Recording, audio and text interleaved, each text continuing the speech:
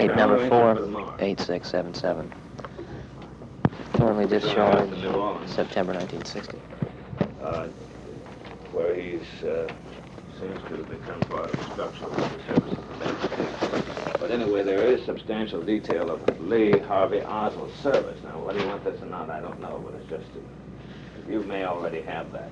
You have, you don't need it. I have it if you want it. Well, we have what the Warren Commission tells us. I'll make a copy of this right now. That's just an analysis by detail. In other words, he was in Jacksonville at one time. Things like I'll that. make a copy of that. And now we're into what? Are we into...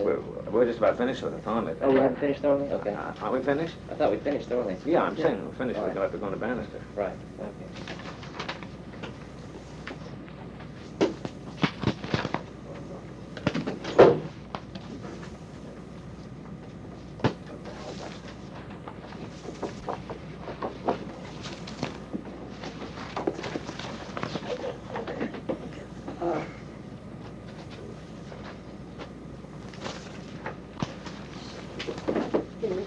Here's something you might want. That's all yours. Yeah, but this, we decided, when we read this description, we decided that belongs in the escort file. I just made a copy of it to put in the escort, so I don't Okay. cut it off the escort. Checking, do you have extra? We'll fold over the I'm all out of them. Let me see if they have. Wait. You can just... Wait, no, you may have to. Can you just change the title? Because I never used that one.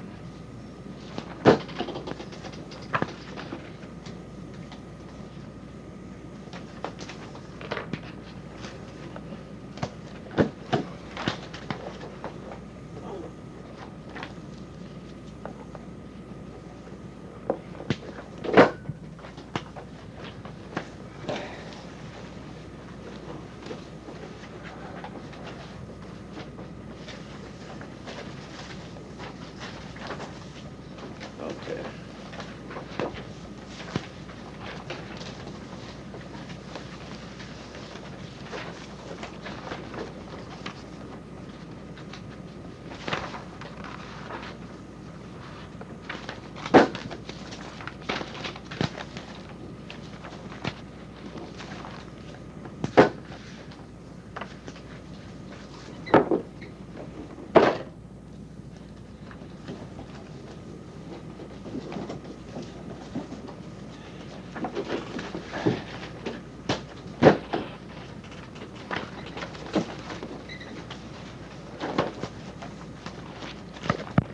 Files around here, I know, but I don't see them at my fingertips here. Okay, start wherever you like. Why don't we, well, I think I can go in the, start off with before we forget it, since I don't have it in this thing.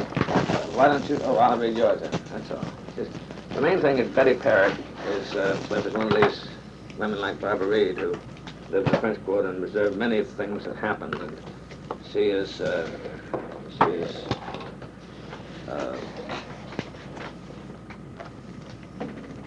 way of getting into the picture here. She's not what you'd call an eyewitness for a case that you start off with, but she sees some of the people hanging around together and gets a pretty good perspective, so it's a good way to start into the Bannister file, because other things from other directions tend to corroborate her description.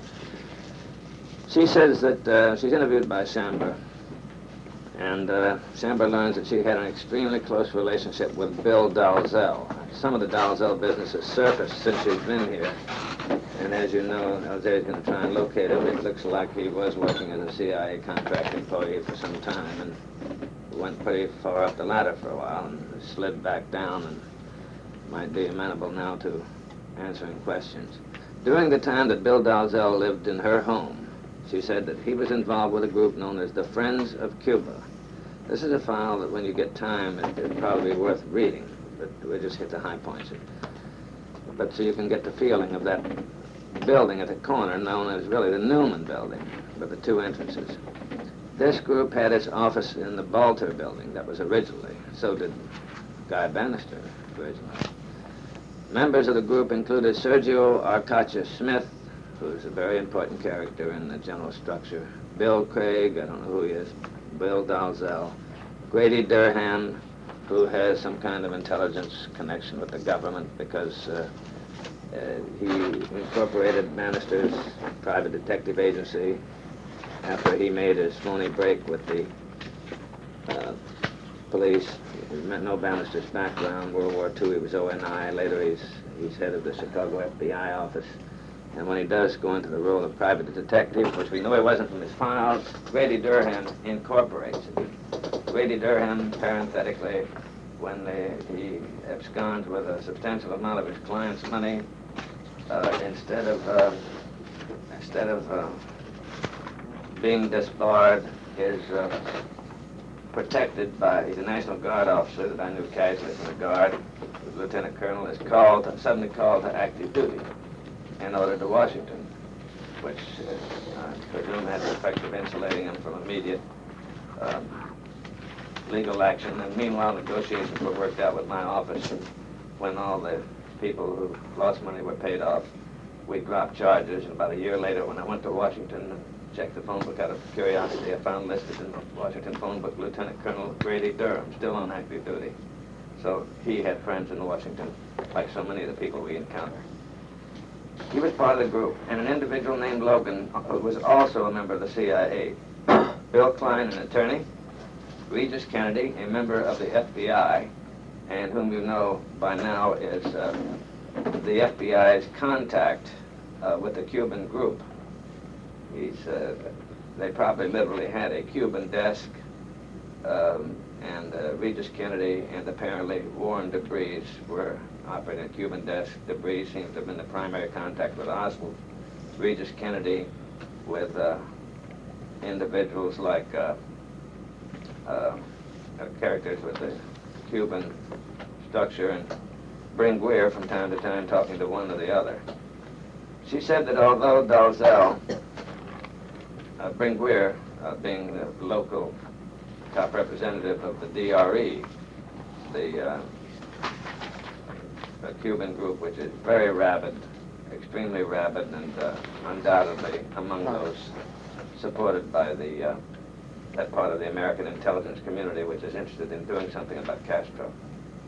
She said that although Dalzell was very secretive about the operation of the group, that from the conversations she overheard over a period of time, she learned that the group was involved in an undercover operation in conjunction with the CIA and FBI, which involved the shipment and transportation of individuals and supplies in and out of Cuba.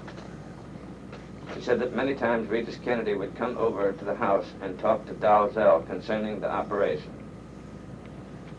She also said what the FBI is obviously doing is there's no attempt to, in any way, to indicate that they're part of the operation. I think anybody who's been familiar with the FBI would see that they're monitoring it, so to speak. It would be what they would do. They're monitoring a CIA-backed operation. It means they're not against it. They're probably in favor of it, but they just want to know what's happening. She also said that many times Regis Kennedy came to the office in the Balta building to talk to Dalzell, who seems to be, by that time, a contract employee of the CIA. In fact, later on, his international travels take him to North Africa.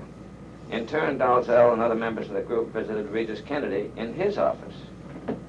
She said that Regis Kennedy confirmed to her the fact that Clay Shaw is a former CIA agent who did some work for the CIA in Italy over a 5-year span.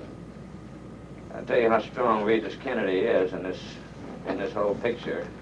He was a career FBI agent, one of the older agents, and because he obviously knew so much about what was happening, he was in the middle of everything. We called him before the grand jury. We're investigating the assassination of the president, so we call this FBI agent who's in the middle of that Cuban Bannister operation to ask him some questions. You know, like what Bringuier's real function was with the CIA, to what extent was the CIA backing the revolutionary Cuban front, things that he would have to know. He took the executive privilege in every instance. We could have, I'm sure, brought him into court like the federal government does, got the judge to order him to answer, but by that time it was apparent the name of the game was power.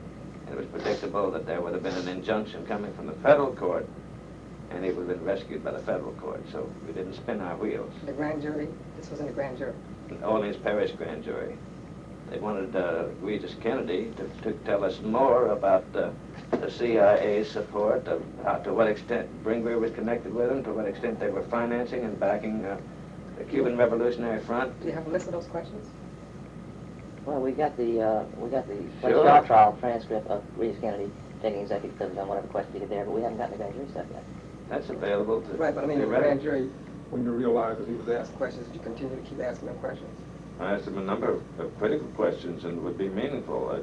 I see what you mean. Right. That's what I'm You trying would to get a list of see, the you would questions. see the FBI agent that had to know about the Bannister operation, that's a liaison with everybody there, being asked by the district attorney and taking the executive. I must have asked him many questions. And by the time the trial came, I think I just asked a few, and when it became obvious, because he called it Washington each time, I made my point.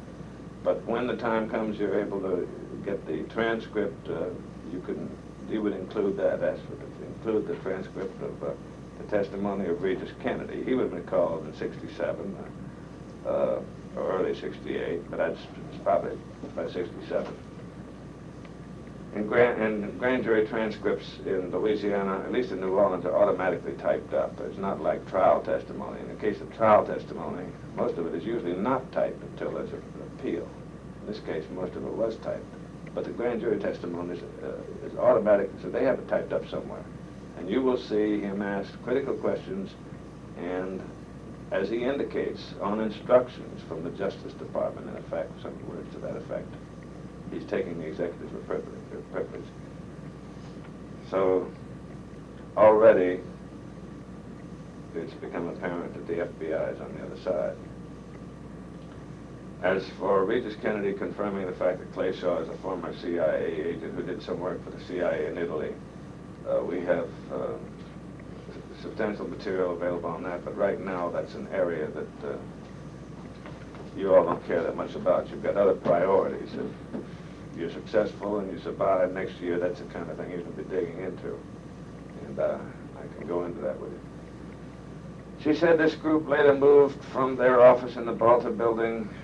And I might add that just indicates, what that does indicate, though, is about Clay Shaw, that sojourn in Italy, where he was, as we learned from Italian newspapers, which published the details before the assassination, before he became famous in '62, indicate that Clay Shaw is probably employed on a very high level, because he was on the board of directors of the Centro Mondo Commerciale, which means the World Trade Center. But as the Italian newspapers discovered and the Italian government discovered, it was a device for funneling large sums of money to the Italian fascist parties so that they could put down, be successful in their political fights for government positions against more radical groups. In other words, that was an extension of the foreign policy, you might say, of the CIA, but it indicates that Shaw is at a rather high level if he's on the board of directors of an operation like that.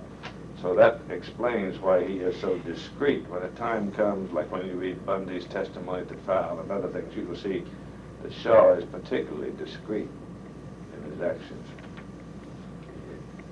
She said that she does not know whether or not Clay Shaw had any connection with this group. She does not remember hearing Clay Shaw's name mentioned, she means in any other way. She said that Bill Dalzell could tell us everything about the group and about the connection with Regis Kennedy and the CIA. She said Dalzell has open charge against him in New York, which he believes is gun theft. Joe Bolden has the entire file on Dalzell. Well, Bolden does, but you've got enough record on Dalzell that his past doesn't make any difference. It's what he was doing in the early '60s and what he can tell us now. She said that for some reason she'd heard Bill Dalzell's name mentioned quite often since the investigation started. She said that approximately 2 weeks ago, this is March '67, about 2 weeks ago, he made a trip into New Orleans and spoke to Stephen Plotkin, and she heard he left town since. She said that she believes he is somewhere in Texas, but Plotkin could give us the address. She doesn't know it herself. She says we might also be interested in tape recording involving Dalzell, Jack Martin, and Grady Durham in regard to theft of money. She said she handed that tape over to Pershing Gervais, who in turn handed it over to the district attorney's office. I'm not sure, but I think by that time I had fired Percy Gervais, 68, because I found out he received a $750 payoff from somebody. Fired him the next day. But here's a second parrot interview by Chambra. And then I don't know why I'm so thirsty. Do we have any more coffee left? Sure. Let me get you some, Jim. Just Okay. keep going. I'm thirsty because I'm talking. Is this stuff interesting to you? I mean, it gives you an overview.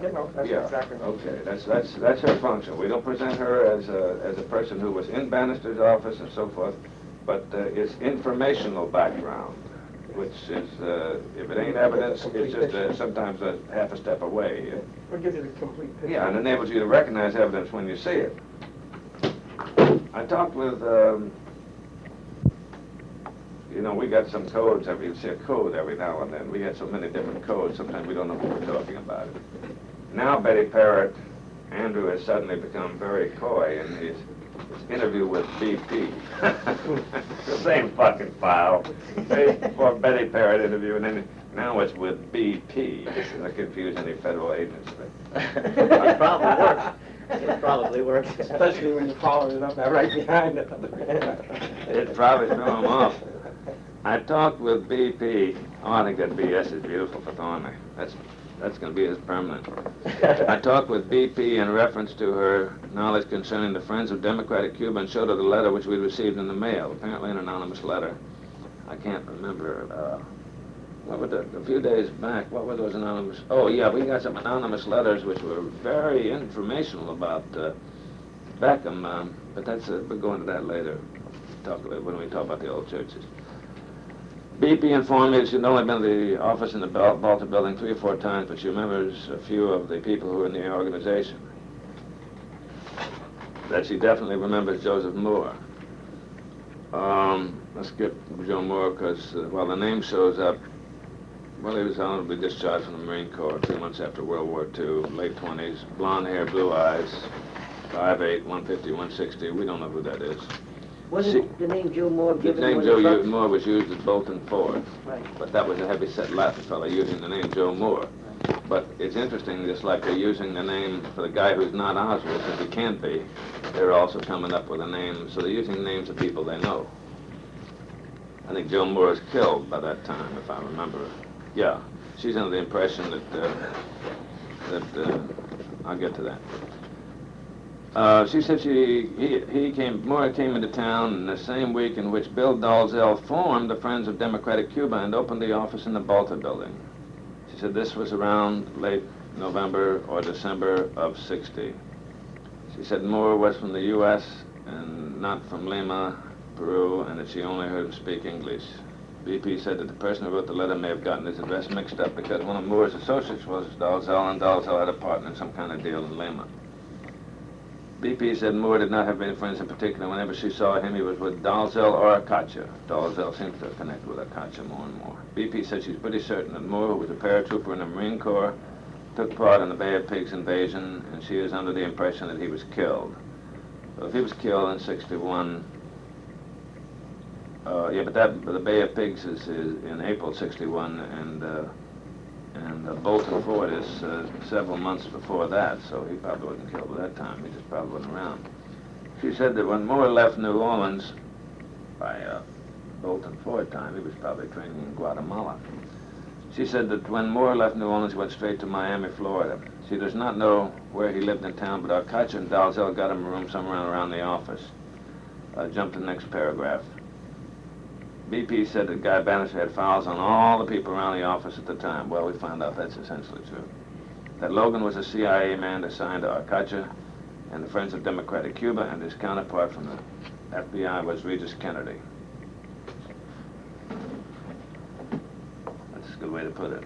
She said that Logan was good friends with Grady Durhan, and that both of them belonged to the chess club around the Maritime building. She said all members of the group were screened by the FBI and CIA. That'd be interesting to ask Durham.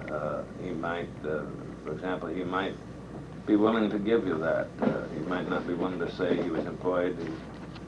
by the agency. You might have had to sign that contract they have. On the other hand, perhaps you will say, well, whether the CIA screened some of these characters.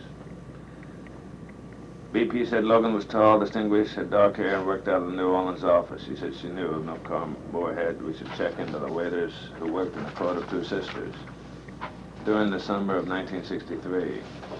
As she's heard, at least one of the waiters had said Lee Harvey Oswald stayed in one of the upstairs apartments at the court. She said Pete Marcello had something to do with the court, and she'd heard that Oswald stayed there, and so forth and so on. And then that gets into Gene Davis, who's awfully marginal, not worth wasting time on now. Most of this you can read for yourself. She said there are only 15 to 20 people in the Friends of Democratic Cuba, and she might recognize some pictures but could not call them any by name. She said Bannister was around there.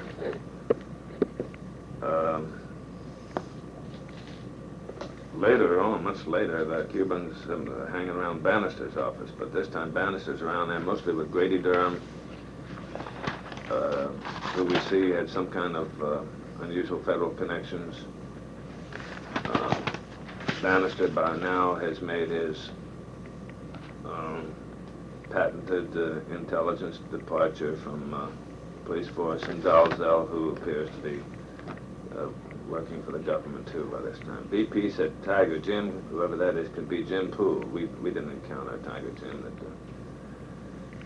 She said when Dalzell formed the FDC, Friends of Democratic Cuba, in the late 60s, that means late 50s, I'm sure, obviously. He was staying in a hotel which is now the John Mitchell. Well, that's still there. Dalzell spent a lot of time in Peru on a deal which never materialized. She said Ed Butler did know a lot about the FDC, as he was always with Guy Bannister and Jack Martin. Ed Butler is with his interview with Oswald. Ed Butler is Information Council of the American. 100% agency.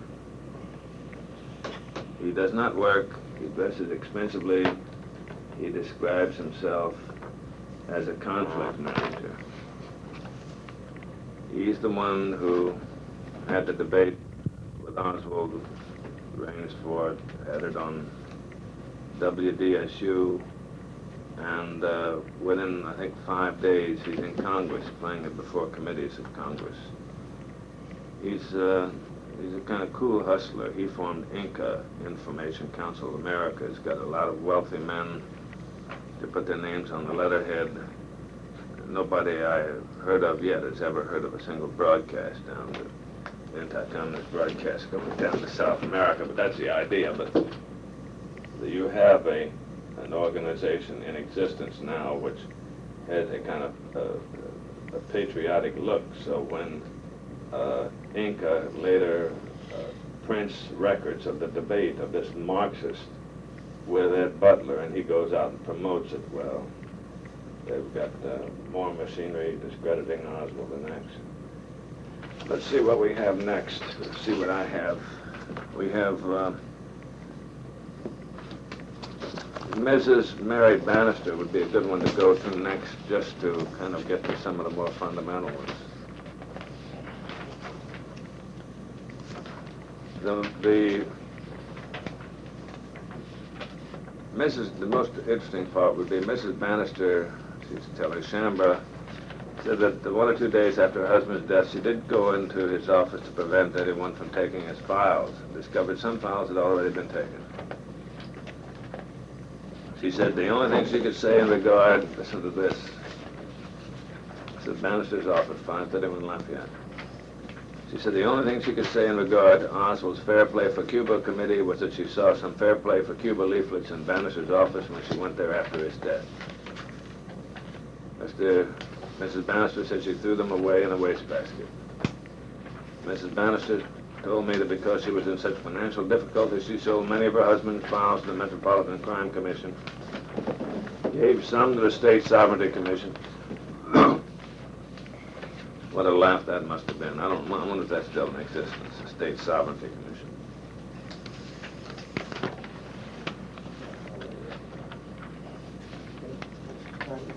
The State Sovereignty Commission, as I recall it roughly, the basic idea is to keep blacks from walking down white streets like Royal Street. That's I definitely better let this. huh? I better let LJ go. Yeah. It doesn't matter. I don't even think they exist anymore. You know, by the time they started losing the critical fights as far as the 19th century, there was still left over. And she gave some to the state police. Maybe worth checking with them as you know, LJ, because they may have actually some files stuck away. Otherwise, Mrs. Bannister has nothing substantial to offer. Having made the point, well, let's take a look at Nitsky. Got the Nitsky? Yeah. Nitsky, Cliff, gives a little more insight into what's happening in the Bannister office. He was in the FBI with Bannister. Not always at the same station, but over the same years.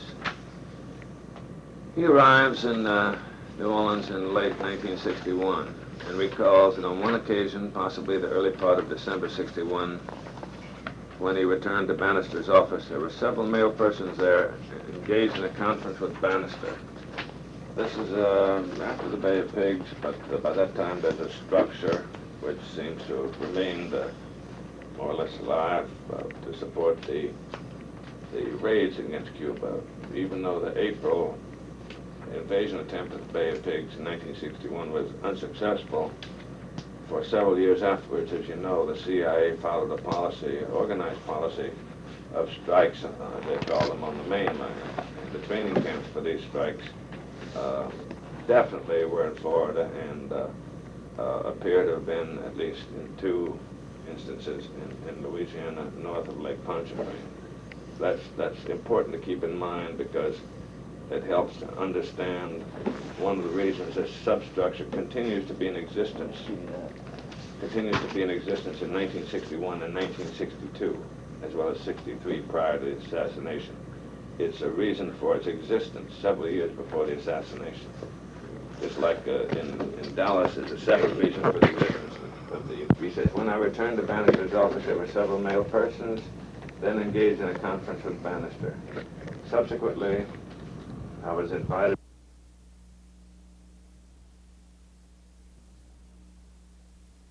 His father was sheriff and became mayor of Dallas. And by November '63, 20 months later, when Jack Kennedy drove through Dallas in the open car, General Cabell's brother Earl was mayor of Dallas. So that gives you a pretty good idea of the influence that the Cabell family would have over the law enforcement structure in Dallas. Naturally, not every police officer, but members of the royal family, like Captain Fritz, head of a homicide, and all their lives, the Cabells had been in charge of that operation in Dallas. So anyway, the final line of that particular story is that when he fired General Charles Cabell,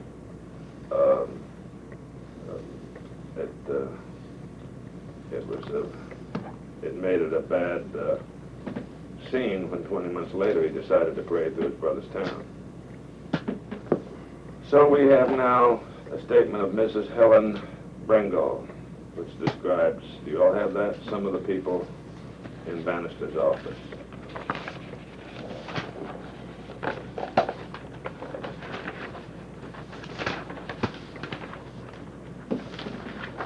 Not a crucial one, it just adds a little more. You don't even have to look it up. If you found it, I can read the key spots to you, just one or two.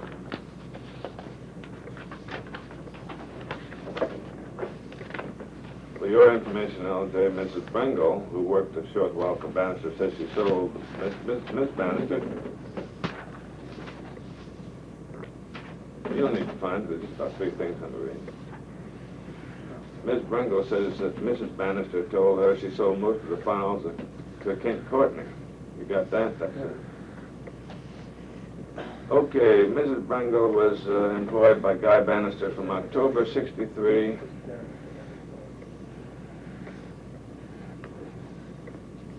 Miss Bringle stated she was employed by Guy Bannister from October 1563 until December 1063. That's during the assassination period.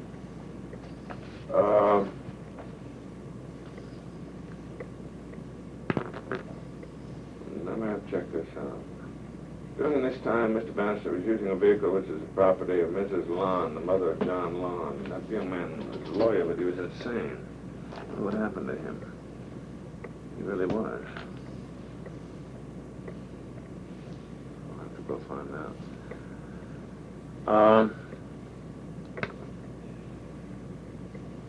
Mrs. Bringle related that it appeared this vehicle, this is between October 63 and December 63. Mrs. Bringle related that it appeared that this vehicle was checked frequently because of an impending unannounced trip of some sort.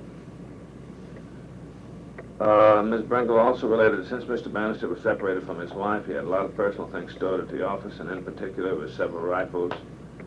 And now and then a Mr. Guyman, or is it Guzman, would come into the office and talk to Mr. Bannister about these rifles, and they would hold them and examine them. Delphine Lamberture was also employed in Mr. Bannister's... I might have to re-examine this statement. Desmond? Seems a little more instinct than looked at first. Delphine Lamberture was also employed in Mr. Bannister's office at this time, and the girlfriend of Bannister told Mrs. Bringle that Mr. Guyman was Mr. Bannister's gun expert. Mrs. Bringle stated during her employment there, Mr. Bannister was dickering with the Mississippi test site for a contract of guarding the facility. In attempting this, he formed a group comprised of ex-FBI men, and it is believed one of them was named Regis Kennedy. So that fits. Kennedy comes in other ways in connection with Bannister as well as the Cubans. He could have been one of the most useful witnesses possible. Let's see, Ms. Bringle further stated the name of Dave Ferry came up during the time Mr. Bannister was securing information to prevent the deportation of Carlos Marcello. She could not remember any particulars about this time. Mrs.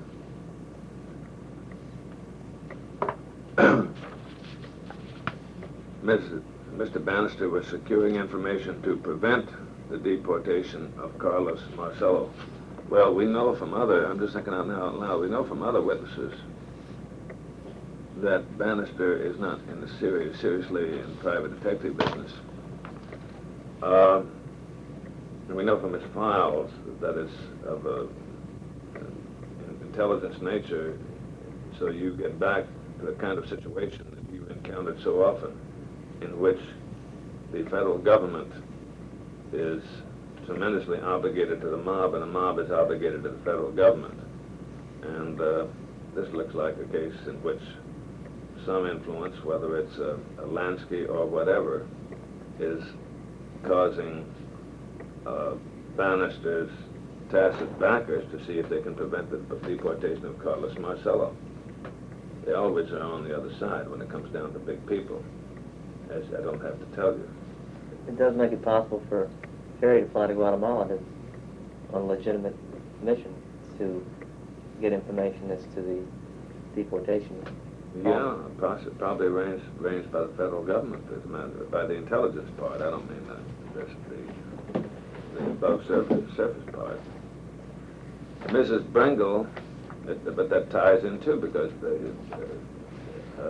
Ferry has one foot in Ray Gill's office, the lawyer, and the other foot in Bannister's office, and so he would be a handy man to make such a flight. Mrs. Bringle related that the day of the assassination, she and Delphine Roberts were in Mr. Bannister's office. Mr. Bannister did not come in at all that day. It just goes back to that car that was being ready for a trip of some sort. I wonder what the hell he did. He showed up later in the afternoon that night. 8:30. 8:30 that night. He isn't there all day, and he shows up 8:30 that night, completely loaded and pistol whips Jack Martin, and we know that's not just conversation because we've got a copy of the police report I'll show you. He actually did. Pistol whipped him. It's in the police report. It describes the incident as November 22nd, Friday, November 22nd. So that something Bannister on November 22nd is something has happened to cause him to lose his cool.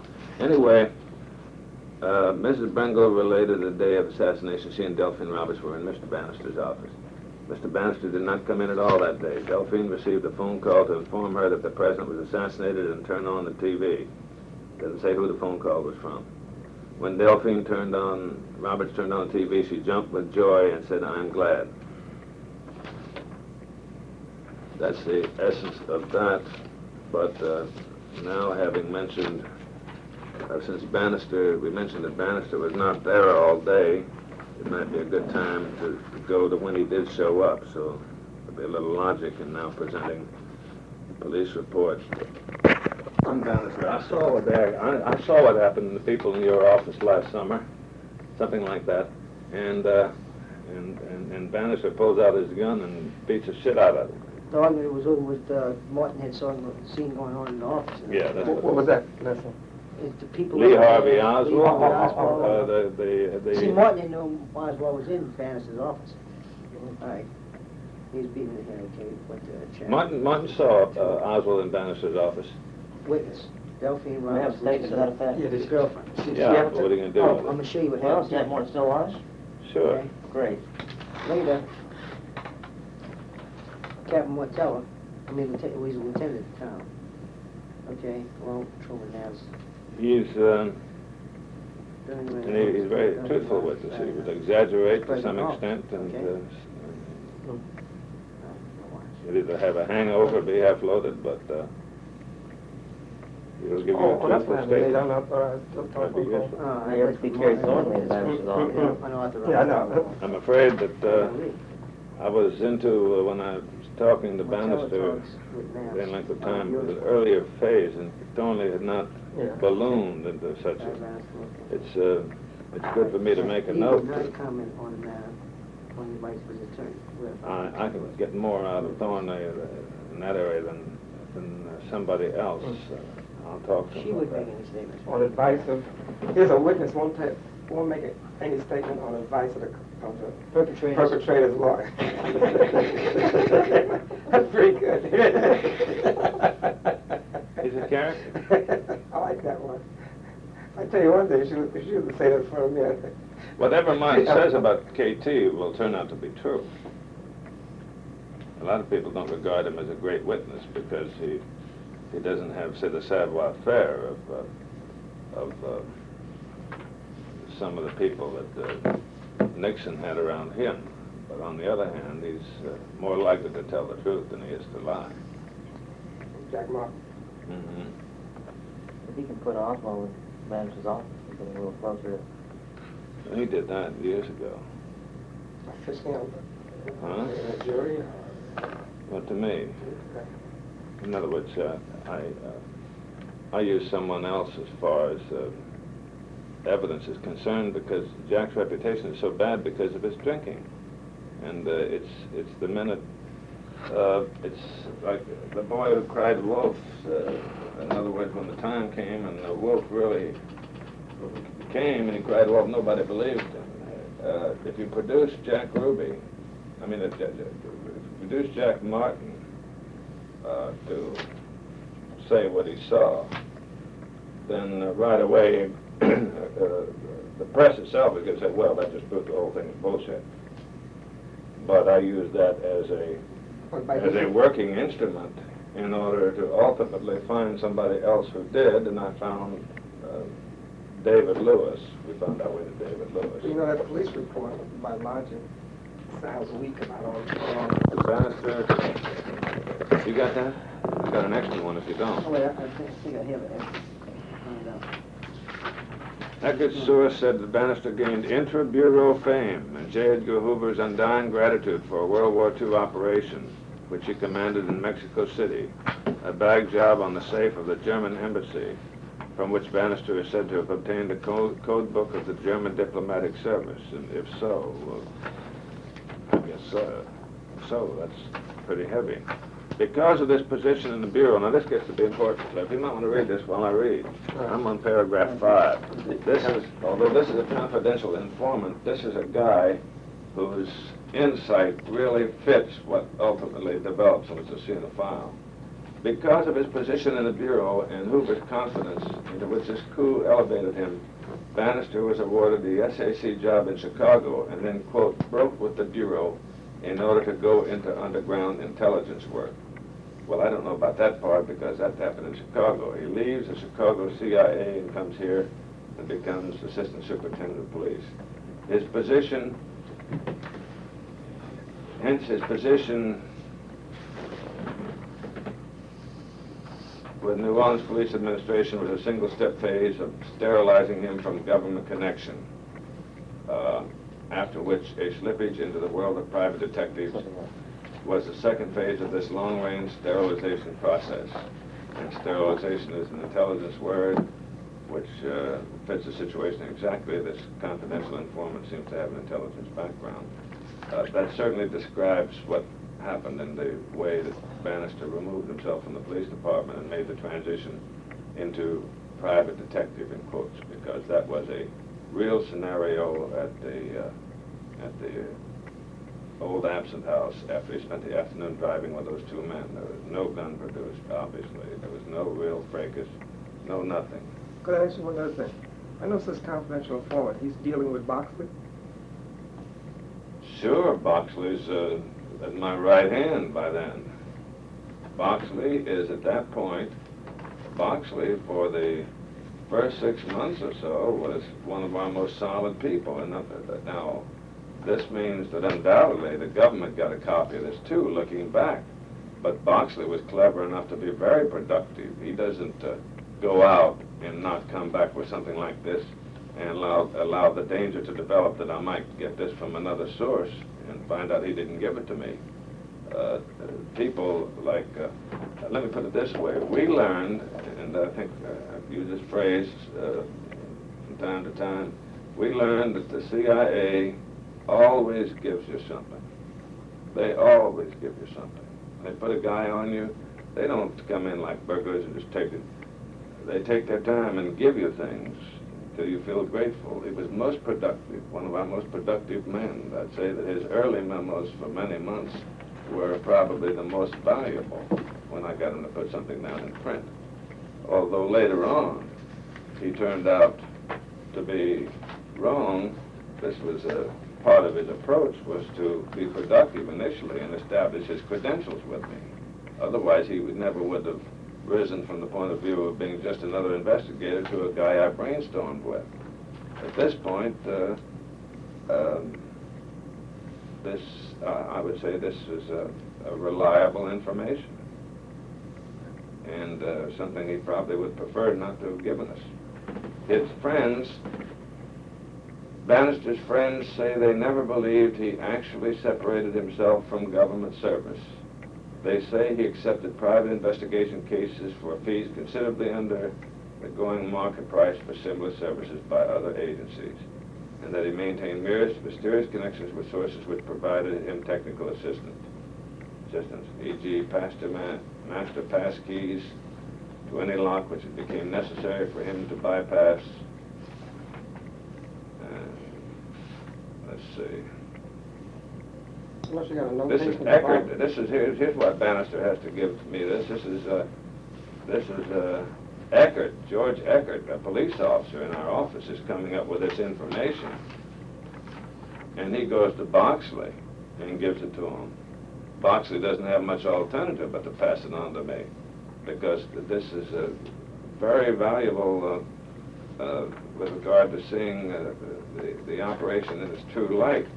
And suppose I asked Bannister a week later, what do you think of what Eckert gave you? And when am I going to get it? So it's really from Eckert. Eckert's source further stated that after his arrival in New Orleans and until his death, Bannister had very strong connections to the Office of Naval Intelligence. I'm sure he was in World War II with him. To a man known only to the source as Kirsch, that LJ has a lead to. I'll tell you what you might do that'd be worthwhile, LJ. It just occurs to me.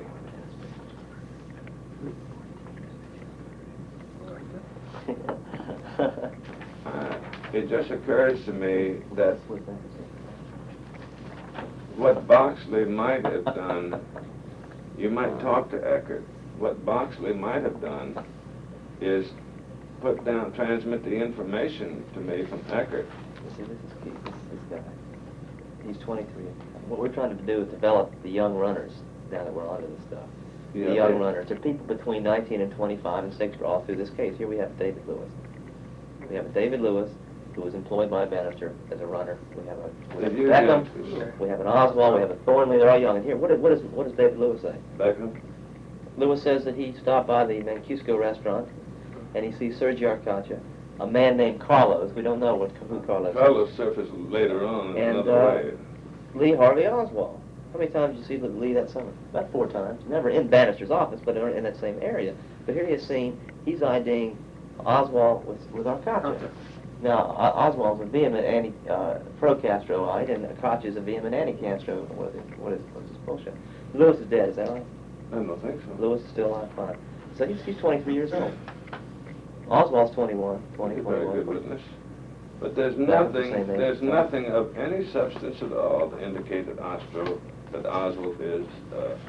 is pro-Castro. I mean, it is as thin as onion skin. It is like, when you look closely at it, it's like Kerry Thornley's testimony that he was a communist. At first you think, well, maybe he's exaggerated it, but when you compare Thornley's testimony with the testimony of Marines who were closer to Oswald, you find it's a total lie. The same thing is true of his activity, which would make him appear to be pro-Castro.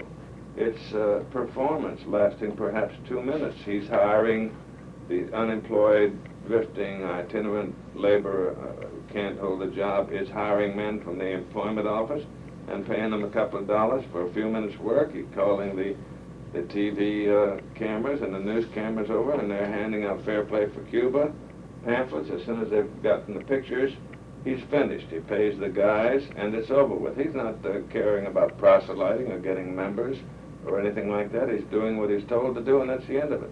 But I'm saying, in his case, he's obviously playing a role. But with regard to people like Arcacha and those people, they are deeply committed anti-Castro people. So the more you look into Oswald, the more you find that all his contacts really are with anti-Castro people, even when he's playing a role. If he's playing a role with Bringuier, deeply anti-Castro, but how does the fight start? With Oswald telling him, "Hit me, Carlos." You know, he's playing a role. But there's nothing anywhere to indicate that there's the slightest substance to the official fiction that he was pro-Castro. None. Can we, excuse me, go ahead. No, I just noticing here that Bannister twice, I guess, above the officers of Aaron Cohen. They got bagged. Yeah, the bagged is the FBI terminology for burglarizing. A bag job is... Slip in, slip out. They turn out. They did a lot of burglaries, but they were bag jobs. Right. You say, according to this notation at the bottom, it was confirmed by some other guys? From the Anti-Communist League of the Caribbean. Christ, he was very extreme right-wing, and that's what I meant. This accusation to grand jury. My office several months after the assassination. Right. And I don't remember whether it was an appointment or not, but the secretary said, Mr. Bannister's here, and I said, well, send him on in. And he came in, and they sat there, and remembered that he had a brand new expensive suit on. And it stuck in my mind because he ordinarily always dressed neatly. As a matter of fact, he used to wear a little pink small rose in his lapel. But in this particular case, the beautiful, rich blue suit, and that caught my eye and stuck in my head. But for an hour, I tried to figure out what he wanted, because he was chatting about the weather, how things were doing.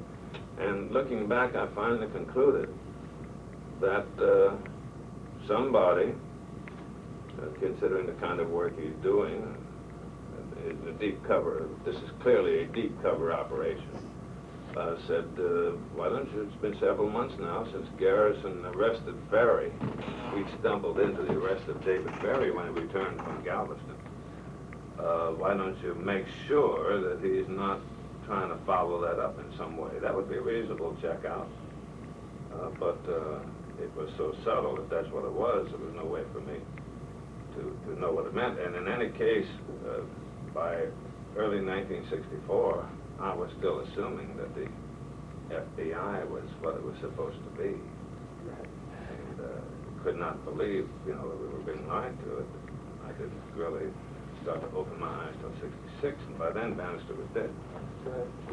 Just about Schlumberger had a blimp base down at Houma, full of ammunition. And the ammunition apparently had been supplied then by the CIA, which was working with them. Schlumberger is a French corporation.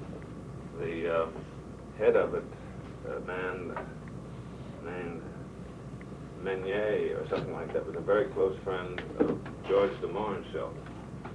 Schlumberger was a French corporation, worldwide, billion-dollar corporation, which was helping to finance the anti-de Gaulle fight to keep Algeria.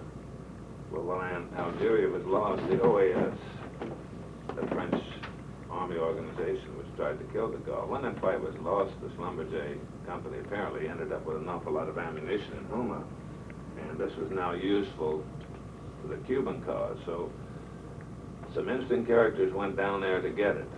I don't have the file at hand on it, so I'm just telling you from memory.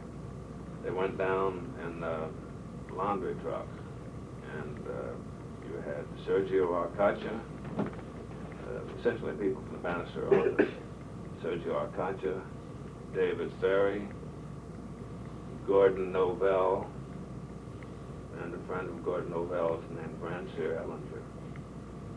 And possibly one other, but that's all I remember. But the main thing is you have Bannister... Leighton Martin. Leighton Martin. The main thing is you have Arcacha and Ferry, because by that time, until Arcacha left, he and Ferry were working more and more closely in the Cuban cause. In fact, Ferry, for a while, was an official in the Cuban Revolutionary Front. And Arcacha was the top Cuban leader here until he moved to Houston.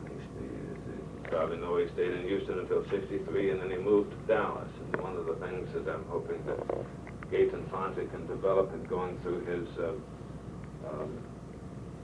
phone calls of Dave Ferry is the many calls to Houston in '62 and the many calls to Dallas in '63 to see if we can develop them as calls to Arcacha. A statement by Vernon Curtis, who is a private detective, when he walks into Bannister's office. And when was this? The current in the whole affair, and which characterized some of the apparently more radioactive individuals we came across in the course of digging away in the New Orleans substructure. As early as November '62, by which time he'd had many arrests, he had become a priest in the old Orthodox Catholic Church. Start to remember some of these names. Do they exist? Nobody knows. Who else was a priest in the old Orthodox Catholic Church in 1962? David Ferry. We know Ferry was from several different sources, but also Ferry even has his priest specimens after he died when we went into a department. Priest specimens. We know that in '62, just to condense it for you, that Beckham was also a priest, even though he's about 20 at that age, in the old Orthodox Catholic Church, because on one of his arrest sheets, I don't know if I bothered to include them all, but for the first time in '62, he puts down occupation or something, priest, old Orthodox Catholic Church. So that becomes very interesting, because just about that time, he develops an upward mobility, exactly like you saw with regard to Bill Dalzell. And that can't be accidental. From then on, his fortunes changed. The only problem he seems to have is a brief visit in early '63 to Mandeville, which is a mental hospital north of the lake, but we don't know what that really means because he seems to be basically stable. But the point is, from then on, there are no more arrests. They stop, like they stopped with Bill Dalzell. Once Dalzell starts going to work in New Orleans for the agency, setting up the Cuban operation, working with Guy Bannister, meeting regularly with Kennedy. Regis Kennedy comes from the FBI to see him. He goes over there to see Regis Kennedy, indicating that Kennedy's the FBI desk man and Dalzell is now an employee of the agency. But yet that same Dalzell, until that time, arrest. Same thing with Beckham. So they seem to like these bums. I don't know why. Again, maybe the bums have more time on their hands, or maybe they're more easily controlled. Later, Beckham meets a minister meets a guy named Fred Chrisman, who I think is going to be very important, but I won't go into that because that's just another sideline now, except to ask you to remember the name of Fred Chrisman. One of you has a photograph of him. I gave you. Do you have a photograph of him, John, to take back to? Remember him. He's going to turn out to be very important.